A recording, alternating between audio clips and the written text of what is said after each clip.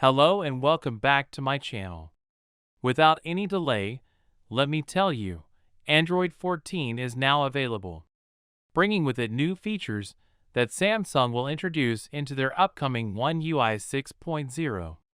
With the One UI 5.1 on the Galaxy S series, Samsung has finally perfected their optimization and UI smoothness. So with One UI 6.0, they can fully concentrate on bringing new exciting features and perhaps a new look. Samsung recently added features like image background cropping, photo lock screen customization, and several others after taking inspiration from Apple. The always-on mode may actually be redesigned to include live activities with the One UI 6.0. Given that I adore Samsung's implementation of the always-on mode, this would be sick. Although it's very subtle, it still provides you with the necessary information. So before discussing Android 14, the Samsung devices that will be getting the official Android 14 updates are. We'll see this update for the Galaxy S series down 3 generations, from Galaxy S21 to all the way to Galaxy S23 series. The same is true for the Galaxy A series, from A52 to A53 to the most recent A54 lineup. The same is true for foldables, so from Z Fold 3 to all the way to the upcoming Z Fold 5 and Z Flip 5. Regarding the release date, you can anticipate it to occur sometime in October of this year. With improvements to security and resource usage, the new Android 14 features that we can expect to be on the One UI 6.0. It will initiate with even more system-level polish under the hood. As a result, performance and battery life will improve, making this the smartest, most efficient version of Android ever. The bloatware section in Android 14 can then be introduced, allowing users to remove all bloatware apps from their phones.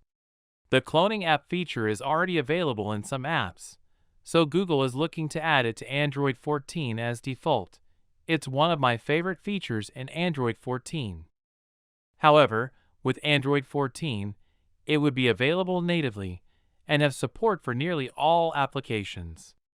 Next up is customization with Android 14. Google is looking to add even more colors to its colored palette customization that they first introduced with the Android 14. Moving on to predictive back tap, the back gesture is one of the things that could be a little confusing for a new Android user. Users will be able to determine whether a back gesture will take them to the home screen, the previous page within the same application, or to a different app entirely, thanks to the new predictive back gesture. Additionally, Android 14 adds a larger font with a limit of up to 200% as compared to the 130 of Android 13. Finally, Android 14 will be the most advanced and mature platform for folding smartphones. It will make it easier for developers to permit users to select their preferred language for specific applications.